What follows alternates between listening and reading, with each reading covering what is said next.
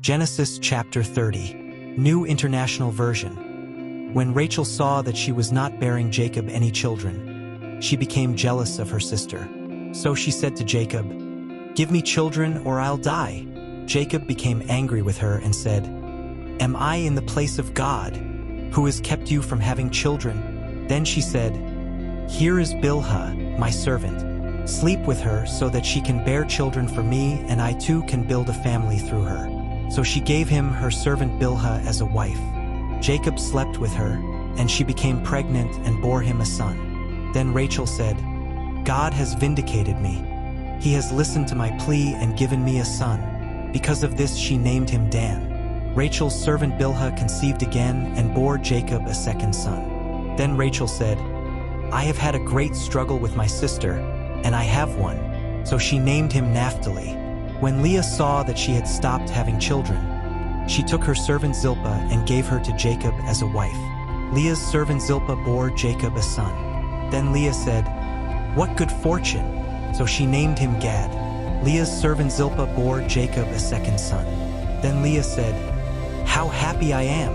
The women will call me happy." So she named him Asher.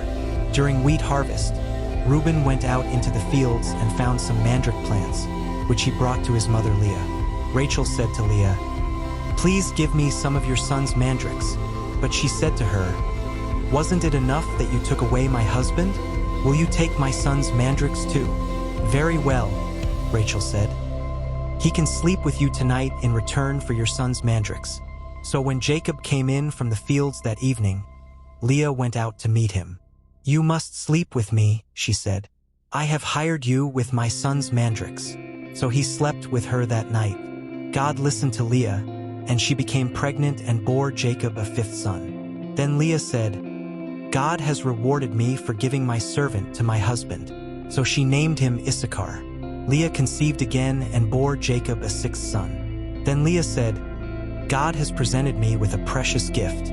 This time my husband will treat me with honor, because I have borne him 6 sons." So she named him Zebulun.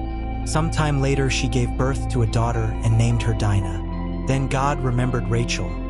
He listened to her and enabled her to conceive. She became pregnant and gave birth to a son and said, "God has taken away my disgrace."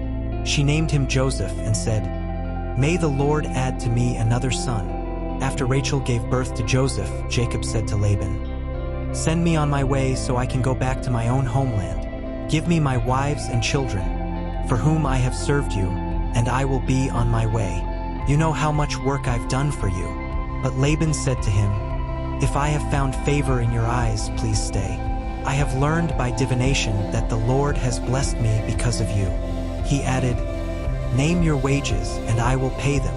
Jacob said to him, "You know how I have worked for you and how your livestock has fared under my care. The little you had before I came has increased greatly, and the Lord has blessed you wherever I have been. But now, when may I do something for my own household? What shall I give you?" he asked. "Don't give me anything," Jacob replied. "But if you will do this one thing for me, I will go on tending your flocks and watching over them. Let me go through all your flocks today and remove from them every speckled or spotted sheep, every dark-colored lamb and every spotted or speckled goat. They will be my wages, and my honesty will testify for me in the future whenever you check on the wages you have paid me. Any goat in my possession that is not speckled or spotted, or any lamb that is not dark-colored, will be considered stolen." "Agreed," said Laban. "Let it be as you have said." That same day he removed all the male goats that were streaked or spotted, and all the speckled or spotted female goats, all that had white on them, and all the dark-colored lambs, and he placed them in the care of his sons. Then he put a 3-day journey between himself and Jacob, while Jacob continued to tend the rest of Laban's flocks. Jacob, however, took fresh-cut branches from poplar, almond, and plane trees and made white stripes on them by peeling the bark and exposing the white inner wood of the branches. Then he placed the peeled branches in all the watering troughs, so that they would be directly in front of the flocks when they came to drink.